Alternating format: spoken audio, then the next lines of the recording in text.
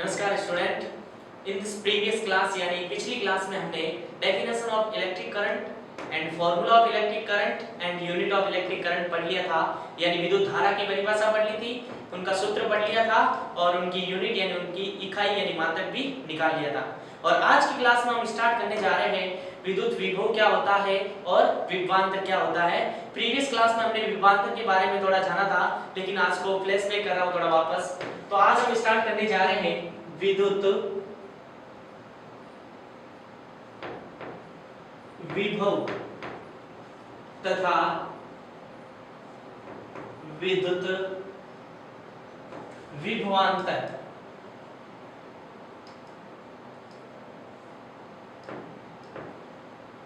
Potential and electric differential, विद्युत विभव तथा विद्युत विभवांतर। और पिछली क्लास में हमने विभवांतर की परिभाषा जान ली थी, लेकिन विद्युत विभव पढ़ने से पहले ये चीज हमें आनी चाहिए। तो मैं एक बार नॉर्मली वापस बता देता हूं।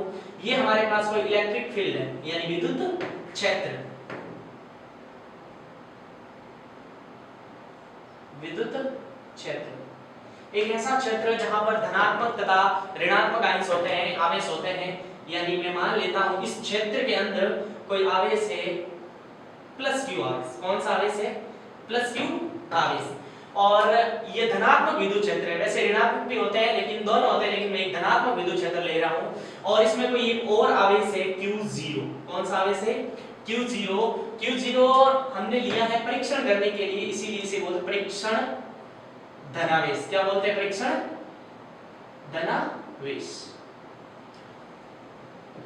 अब इस विद्युत क्षेत्र के अंदर ध्यान देना, ये भी धनावेश है और ये भी धनावेश है। और जब दोनों के ऊपर चार्ज इक्वल हो तो उनके बीच प्रतिकर्षण होता है। क्या होता है? प्रतिकर्षण। अब इस Q0 आवेश को इसके विरुद्ध ले जाना है। विरुद्ध क्यों? धनावेश है तो प्रतिकर्षण बल लगेगा, और ले जाने में जो भी कार्य होगा वो कहलाएगा विद्युत विभवांतर। तो इसको ले जाना है, मैं मान लेता हूं इस सिरे पर उत्पन्न विभव है VA और इस पर उत्पन्न विभव है VB, और इसको ले जाना है यहां तक। आप घर से निकले, स्कूल आए, तो आपको कोई पूछ ले टोटल अंतर कितना हुआ, तो स्कूल माइनस घर। तो ध्यान देना, परिभाषा क्या हो जाएगी? किसी विद्युत क्षेत्र के अंदर एक परीक्षण धनावेश को एक बिंदु से दूसरे बिंदु तक प्रतिकर्षण बल के विरुद्ध ले जाने में किया गया कार्य विद्युत विभवांतर कहलाता है। शर्त यह है वो विद्युत क्षेत्र के अंदर होना चाहिए। तो मैं केवल यहाँ पे फॉर्मूला लिखूंगा, डेफिनेशन पिछली क्लास में बता दी थी। विभवांतर,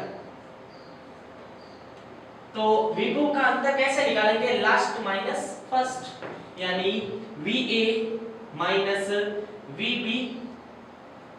ले जाने में क्या हो रहा है? कार्य किया गया कार्य W वर्ग, एंड किसको ले जा रहे हो? Q0 को। किसको ले जा रहे हो? Q0 को। तो विभवांतर के लिए हमें ये फॉर्मूला याद रखना, और इसी के साथ साथ मैं इसकी इकाई निकाल देता हूं, यानी इसका मात्रक VA minus VB is equal to W बटा Q0। तो कार्य का मात्रक होता है जूल। क्या होता है? जूल। और आवेश का होता है कूलाम। क्या होता है? कूलाम। तो इसका एक मात्रक आपको याद रखना है जूल प्रति कूलाम, और जूल प्रति कूलाम को बोलते हैं वाट। क्या बोलते हैं?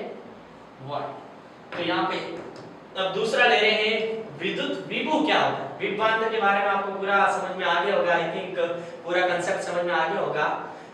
अब इसी कंसेप्ट को लागू करना है इस पर, लेकिन थोड़ी सी शर्त चेंज हो जाएगी यहाँ पे। ध्यान देना, अगर बिंदु VB यानी Q0 को मैं इस विद्युत क्षेत्र से बाहर ले जाऊं, थोड़ा सा ध्यान देना, इसको मैं विद्युत क्षेत्र के बाहर यानी यहां ले आया, यहां आ गया आपका VB और कौन सा आवेश है? Q0। अब इसको आपको लाना है विद्युत क्षेत्र के अंदर, इसके पास। बहुत ही इजी कंसेप्ट है, इससे समझ में आ जाएगा थ्योरी, वरना रटनी तो परिभाषा है ही है, यानी आपको रटना नहीं है, कुछ अलग पढ़ना है। तो ध्यान देना, अब ये कहां पे आ गया है? इनको आप ले आए अनंत पर। कहां ले आए? अनंत पर। तो थोड़ी सी डेफिनेशन चेंज होगी, ज्यादा नहीं होगी। विद्युत विभव क्या होता है? परिभाषा सेम एज इट इज है, लेकिन विद्युत क्षेत्र के बाहर, यानी एक परीक्षण धनावेश को विद्युत क्षेत्र के अंदर किसी दूसरे धनावेश के विरुद्ध लाने में किया गया कार्य क्या कहलाता है? विद्युत विभव। यानी एकांक धनावेश को विद्युत क्षेत्र के अंदर प्रतिकर्षण बल के विरुद्ध लाने में किया गया कार्य क्या कहलाएगा? यहाँ पर विद्युत विभव कहलाएगा। तो थोड़ी शर्तें चेंज हो जाएगी, इधर ध्यान देना। बात कर रहा हूं मैं विभव की, जिसको मैं डिनोट कर देता हूं V से। इसको भी आप V से कर सकते हो। ध्यान देना, अनंत से ला रहे हो आपको। अब यहां से यहां तक अंतर निकालना। अंतर कैसे होगा? वही तरीका, VA माइनस VB विभवांतर, और किसको ला रहे हो? Q0 को, इज इक्वल टू किया गया कार्य W और Q0। लेकिन इसमें थोड़ा सा चेंज होगा, इधर ध्यान देना।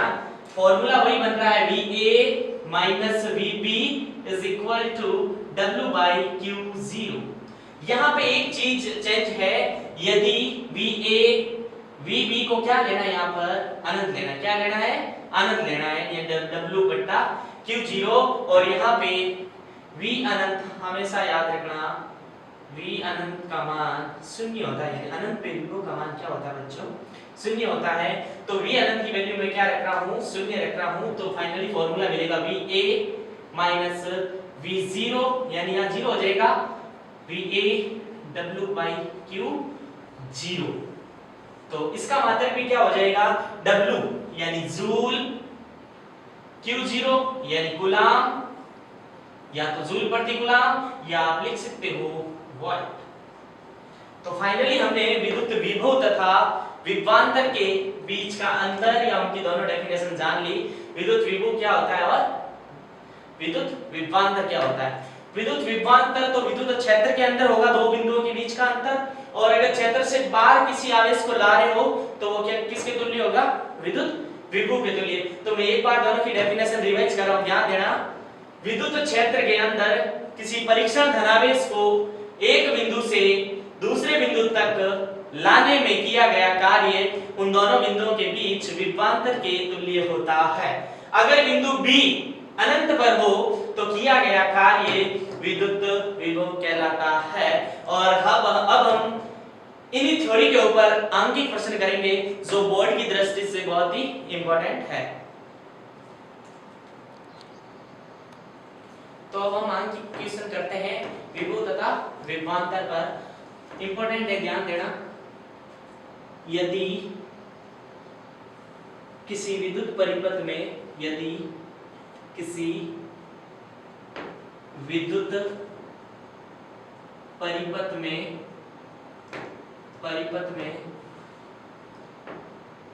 दो बिंदुओं के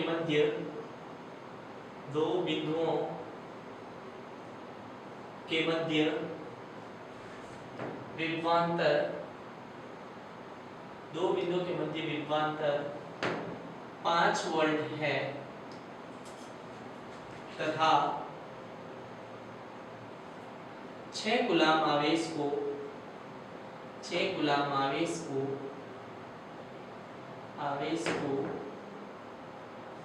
ले जाने में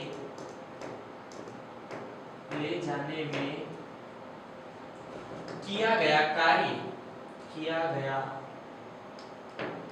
कार्य ज्ञात कीजिए।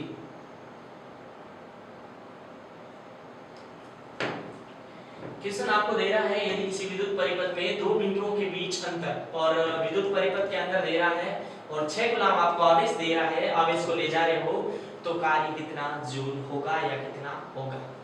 तो सॉल्यूशन की ओर बढ़ने से पहले न्यूमेरिकल क्वेश्चन को करते समय आपको पहले तो फॉर्मूला आना चाहिए और क्या राशि आपको दे रखी है। तो चेक करो क्वेश्चन में, यदि किसी विद्युत परिपथ में दो बिंदुओं के बीच का विभवांतर, यानी हमें दे रहा है पोटेंशियल डिफरेंस, यानी विभवांतर क्या होता है? VA minus VB। जो थ्योरी पढ़ी है वो यहाँ काम आएगी। विभवांतर को हम इस चैप्टर में VA माइनस VB से डिनोट करेंगे। और क्या देगा है आपको? 5 वोल्ट तथा 6 कूलाम आवेश को, यानी आवेश आपको कितना दे रहा है, आवेश यानी Q आपको दे रहा है 6 कूलाम, यानी यहाँ पे C यानी 6 कूलाम। और आपको पूछ रहा है कार्य, जिसको हम डिनोट करते हैं वर्क यानी W से, यानी कार्य आपको ज्ञात करना है। तो क्वेश्चन ज्यादा हार्ड नहीं है, जो भी राशि आएगी वो आएगी जूल में। किसमें आएगी? जूल में, क्योंकि कार्य का ऐसा यूनिट जूल होता है। तो 3 राशियों को देख के आपको कुछ पता चल रहा है कि कौन सा फॉर्मूला लग सकता है। तो हमने अभी पढ़ा था विभवांतर यानी VA minus VB equal W/Q0 लिया था, या बड़ा वाला Q भी ले सकते हैं। अब इसमें आपको ये राशि गिवन है एंड ये भी गिवन है और पूछ रहा है W। तो पहले तो या तो चाहो तो आप इसमें डायरेक्ट वैल्यू पुट अप कर दो, या पहले इसका पक्षांतर कर दो। यानी हमें क्या ज्ञात करना, W ज्ञात करना है। तो W is equal to VA minus VB गुणा Q, यानी multiply by Q। This one given and also Q is given. Find the value of W। All value put in this equation. ध्यान देना, W हमें ज्ञात करना है, VA minus VB कितना दे रहा है, 5 वोल्ट। कितना दे रहा है, 5 वोल्ट। और Q आपको दे रहा है 6 कूलाम। कितने coulomb? 6 coulomb. And W is equal to 6 × 5 30 volt into coulomb. यहां तक भी सही है, लेकिन W is equal to 30 joule, यानी किया गया कार्य कितना जूल होगा, 30 जूल। सेकंड नंबर एक क्वेश्चन यानी दूसरा अंकित प्रश्न।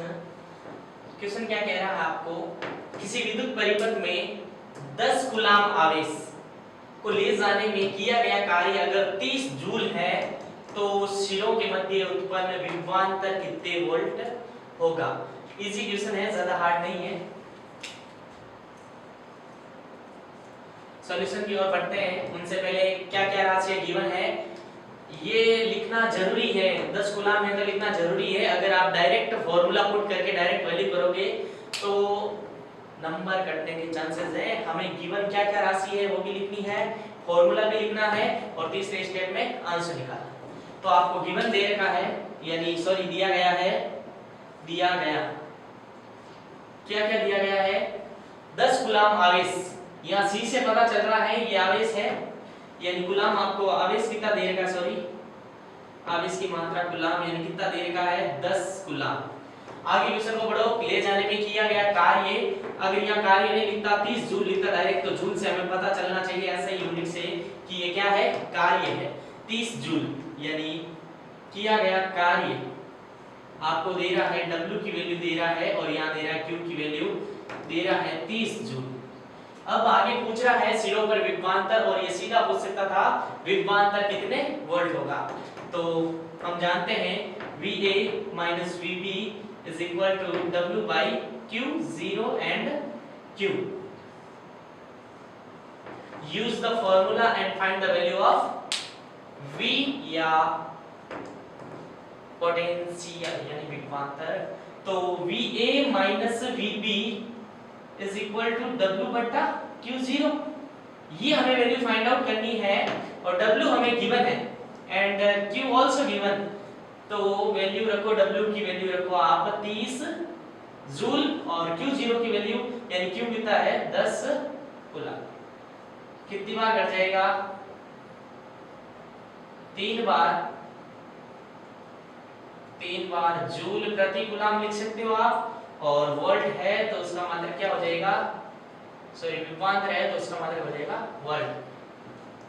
यानी विभवांतर 3 वोल्ट कब होगा, जब किया गया कार्य अगर 30 जूल है और 10 कूलाम आवेश को आप ले जा रहे हो, तो सिरों के बीच से वोल्ट होगा या विभवांतर होगा 3 वोल्ट। तो तीसरा क्वेश्चन कर रहे हैं, और ये क्वेश्चन आने लायक क्वेश्चन है बोर्ड एग्जाम में, ध्यान देना। और कॉम्पिटिटिव एग्जाम में भी पूछा गया है ये क्वेश्चन, खास तौर से रेलवे में। क्या है तीसरा क्वेश्चन, किसी विद्युत परिपथ में, किसी विद्युत परिपथ में सिरों के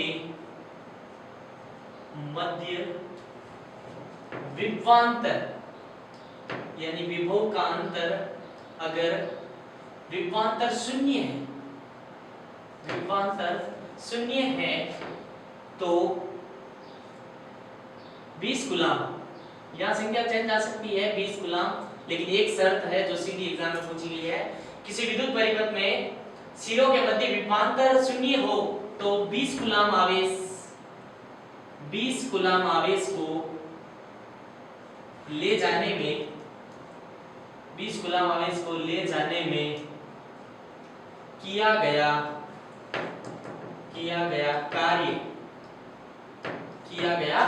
कार्य कितना जूल होगा, किया गया कार्य कितना जूल होगा। क्वेश्चन में एक ही शर्त है, वही इंपॉर्टेंट है, सीधी पूछी गई है, विभवांतर शून्य हो तो कार्य अधिकतम न्यूनतम शून्य। तो ध्यान देना, दो सिरों के मध्य विभवांतर आपको दे रहा है शून्य, यानी according to question VA minus VB is equal to शून्य यानी 0 एंड 20 कूलम यानी आवेश आपको दे रहा है, Q की वैल्यू आपको दे रहा है 20 coulomb and find out the value of work in joule. We know that the formula of potential VA minus VB W by Q0 या बड़ा वाला Q दे सकते हैं and VA minus VB is given 0 and Q also given 20 coulomb. To find out the value of W, put the value of VA minus VB 0 volt, W find out, Q0 is given 20 coulomb, cross multiply, W is equal to 0 volt into 20 coulomb, finally work is 0 joule, यानी कोई कार्य नहीं होगा। क्यों नहीं होगा? विभवांतर ही शून्य है। थोड़ा इसको कंसेप्ट समझिए, अगर विभवांतर होता है दो बिंदुओं के बीच का अंतर, अगर यहाँ से यहाँ कुछ आवेश आए ही नहीं, यानी इन दोनों का अंतर यानी A है बराबर B बराबर A, यानी ये इसी जगह पड़ा है, तो कार्य कुछ होगा ही नहीं, यानी विभवांतर शून्य है तो कार्य भी शून्य होगा। ध्यान देना, यानी विभवांतर दो बिंदुओं के बीच का शून्य है तो किया गया कार्य हमेशा क्या होगा? शून्य होगा। तो नया स्टार्ट करने जा रहे हैं नया टॉपिक, रेजिस्टेंट यानी प्रतिरोध। प्रतिरोध का एक्चुअली सीधा अर्थ निकाला जाए तो विरोध या बाधा, आप इन्हें बोल सकते हो विरोध या बाधा। जब 12th क्लास में जाओगे तो पढ़ोगे प्रतिबाधा क्या होती है, नॉर्मली इसे बाधा बोल सकते हो या बोल सकते हो विरोध। क्या बोल सकते हैं? विरोध। तो ये विरोध करेगा किसमें? धारा में करेगा। तो ध्यान देना, किसी चालक में क्या होते हैं, हमने जब चैप्टर स्टार्ट किया था, चालक में क्या होते हैं, मान लो मैंने एक चालक ले लिया AB तार, चालक में फ्री इलेक्ट्रॉन और इन इलेक्ट्रॉन के ऊपर नेगेटिव चार्ज होता है, उसकी वैल्यू आपको पता है कि 1.6 × 10⁻⁻19 कूलम, ये आपको याद भी रखनी है। तो चालक में इलेक्ट्रॉन होते हैं और इलेक्ट्रॉन में आवेश, इलेक्ट्रॉन के ऊपर आवेश होता है, वो आवेशों का प्रवाह होती है विद्युत धारा। आवेशों का प्रवाह क्या होती है? विद्युत धारा। अब ध्यान देना, और विद्युत धारा का प्रवाह प्लस से माइनस की ओर होता है। जब इसको मैंने किसी बैटरी से जोड़ दिया और इसमें धारा प्रवाह हो रही है प्लस से माइनस की ओर, और धारा प्रवाह के कारण इलेक्ट्रॉन गति करेंगे तेजी से, इलेक्ट्रॉनों की गतिज ऊर्जा में वृद्धि होगी, जिसके कारण एक इलेक्ट्रॉन टकराएगा दूसरे इलेक्ट्रॉन से, वो अपनी गतिज ऊर्जा नष्ट हो जाएगी, यानी फिर वापस नई गतिज ऊर्जा होगी, यानी जहां पे नष्ट होती है वहां उत्पन्न होती है बाधा। क्या उत्पन्न होती है? बाधा। तो सीधा अर्थ निकल के आ रहा है, किसी चालक में आवेशों के प्रवाह में उत्पन्न होने वाली बाधा क्या कहलाती है? प्रतिरोध या रेजिस्टेंस, यानी चालकों में आवेश के प्रवाह में उत्पन्न बाधा प्रतिरोध। तो इसकी डेफिनेशन है आवेश के प्रवाह, आवेशों के प्रवाह यानी फ्लो, आवेशों के प्रवाह में उत्पन्न आवेशों के प्रवाह में उत्पन्न बाधा प्रतिरोध कहलाता है। क्या कहलाता है? प्रतिरोध कहलाता है। कोई भी चालक है, चालक में आवेश या इलेक्ट्रॉन होंगे, उनके प्रवाह में जो भी बाधा उत्पन्न है उन्हें क्या कहेंगे? प्रतिरोध। और दूसरा पॉइंट याद रखना, इसे R से डिनोट करते हैं, इसे R से प्रदर्शित करते हैं, यानी इसे R से डिनोट करते हैं। और तीसरा याद रखना, इसका प्रतीक जस्ट प्रतिरोध के बाद और इनकी निर्भरता के बाद और इनका संयोजन और उनके बाद एक टॉपिक रह गया है छोटा सा कि विद्युत परिपथ में उपयोग होने वाले उपकरण, उनके प्रतीक क्या होते हैं, और एक था इंपॉर्टेंट भी है, 1 नंबर का क्वेश्चन पूछा जाता है, किसको क्या बोलते हैं, किसका क्या प्रतीक है। तो इसका प्रतीक ये आपको याद रखना है ऐसे। जब आप 11th क्लास में जाओगे, फिजिक्स में प्रैक्टिकल करोगे तो आपको बताया जाएगा प्रतिरोध क्या होता है, आपको ये चीज याद रखना है, ऐसा होता है प्रतिरोध। तो पता चल गया आपका प्रतिरोध क्या है। कोई भी चालक है, उसमें फ्री इलेक्ट्रॉन होते हैं और फ्री इलेक्ट्रॉन का गमन होता है, इसी के कारण विद्युत धारा का प्रवाह होता है। अगर इनके मध्य कोई भी बाधा उत्पन्न होगी तो वो कहलाएगी प्रतिरोध, यानी आवेश के गमन के दौरान बीच में उत्पन्न होने वाली बाधा या आवेश के प्रवाह में उत्पन्न होने वाली बाधा प्रतिरोध कहलाती है। इसे R से प्रदर्शित करते हैं और इसका प्रतीक ये रहा। अब जो टॉपिक स्टार्ट करने जा रहे हैं प्रतिरोध की निर्भरता, यानी प्रतिरोध किन किन बातों पर निर्भर करता है। बातों का मतलब किसके साथ कुछ परिवर्तन कर दिया जाए तो प्रतिरोध पर क्या प्रभाव पड़ेगा। तो ध्यान देना, इंपॉर्टेंट लगाना, खास तौर से बोर्ड एग्जाम के लिए तो इंपॉर्टेंट है ये। प्रतिरोधों की निर्भरता या प्रतिरोध की निर्भरता। तो पहला निर्भरता पढ़ रहे हैं, वो इंपॉर्टेंट है। पहली हम पढ़ेंगे प्रतिरोध की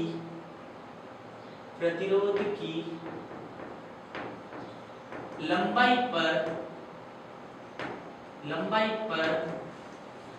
निर्भरता, यानी आप लंबाई के साथ, तार की लंबाई के साथ छेड़खानी करोगे तो प्रतिरोध में क्या चेंजेस होगा वो हम एक बार समझते हैं, फिर इनकी लैंग्वेज को लिखेंगे। यानी ये है मेरे पास एक तार, ये भी आपके पास कोई तार है और इलेक्ट्रिक करंट पढ़ रहे हो तो आपको ये चीजें पता ही है। शुरुआत में बताया तार में कौन होते हैं? Free electron. गिन तो नहीं सकते इलेक्ट्रॉन को, लेकिन यहाँ आपको मानना पड़ेगा इस कंसेप्ट को समझने के लिए कि इसमें इलेक्ट्रॉन है 3 और 2 5। ये तार आप मान लो 5 मीटर चौड़ा माना है हमने, ठीक है, 5 मीटर चौड़ा। अगर आपने इसको खींचा, 5 का कर दिया 7, कितना कर दिया? CD, नया तार प्राप्त होगा आपके पास CD। इलेक्ट्रॉन कितने थे? 5, लेकिन अब की बार जो इलेक्ट्रॉन है उनके बीच डिस्टेंस आ गया। क्या आ गया? डिस्टेंस, यानी इलेक्ट्रॉनों के बीच स्पेस आ गया। तो अब ध्यान देना, ये खींचकर आपने कर दिया 7 मीटर। कितना कर दिया? 7 मीटर, यानी लंबाई में कुछ ना कुछ आपने चेंज किया है। तो प्रतिरोध के ऊपर कैसे इफेक्ट होगा? तो एक संबंध याद रखना है, यहाँ R directly proportional to length, यानी R समानुपाती होता है लंबाई के। किसके? लंबाई के समानुपाती। समानुपाती का मतलब आपको धीरे धीरे ये कंसेप्ट समझने होंगे, आगे भी आएंगे। समानुपाती क्या होता है, इससे अच्छा आप यहाँ समझो। समानुपाती का मतलब दोनों राशियां समान अनुपात में बदलेगी। किस अनुपात में? समान अनुपात में। अगर आपने इसको 10 चेंज किया है तो इसमें भी 10 का बदलाव होगा, यानी समानुपाती मतलब समान अनुपात में राशियों में परिवर्तन। अगर इसको आपने बढ़ाया तो जाहिर सी बात है रेजिस्टेंस ऑलरेडी बढ़ेगा। आपने लेंथ को कम किया तो रेजिस्टेंस कम होगा। तो बात करते हैं इन एग्जांपल की। 2 एग्जांपल लिए, एक तार 5 मीटर का लिया और एक तार 7 मीटर का लिया। तो ध्यान देना, यहाँ इलेक्ट्रॉन क्लोजली से यानी ये इलेक्ट्रॉनों का गमन नहीं होता, केवल और केवल किसका गमन होता है, आवेश का। ये इसको चेंज करता है, ये इसको देता है, ये इसको और ये फाइनली बी तक पहुंच जाते हैं। यानी ये जितने क्लोजली होंगे आवेश का स्थानांतरण आसानी से होगा, यानी विद्युत धारा का प्रवाह अधिकतम होगा। लेकिन इनके बीच स्पेस आ गया, इस कारण यहाँ क्या उत्पन्न हो सकती है, क्या उत्पन्न हो सकती है, बाधा। क्या उत्पन्न हो सकती है, बाधा। तो यहां से स्पष्ट हो गया, जितनी आप लंबाई बढ़ाओगे प्रतिरोध उतना ही बढ़ेगा, उतना ही बढ़ेगा। तो यहां से R डायरेक्टली प्रोपोर्शनल टू, ये तो आपको याद रखना है, resistance directly proportional to length, यानी प्रतिरोध है जो समानुपाती होता है लंबाई के। फिजिक्स में ये चीजें समझनी जरूरी है, समानुपाती क्या होता है, यानी समान अनुपात में लंबाई बढ़ेगी तो प्रतिरोध भी बढ़ेगा। तो अब थ्योरी के रूप में हमें क्या लिखना है, अर्थात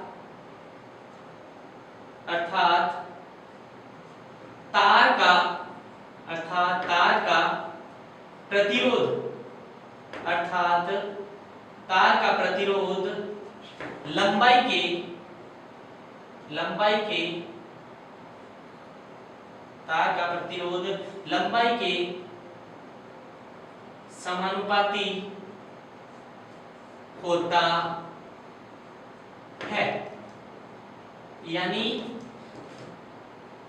अतः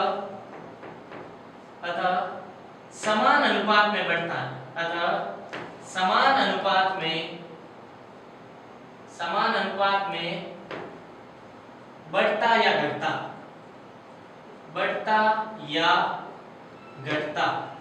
क्यों, आप लंबाई को बढ़ाओगे तो प्रतिरोध बढ़ेगा, लंबाई को घटाओगे तो प्रतिरोध घटेगा, यानी उसी अनुपात में, जिस अनुपात में बढ़ाओगे उसी अनुपात में बढ़ेगा, जिस अनुपात में घटाओगे उसी अनुपात में घटेगा। अतः समान अनुपात में बढ़ता या घटता है।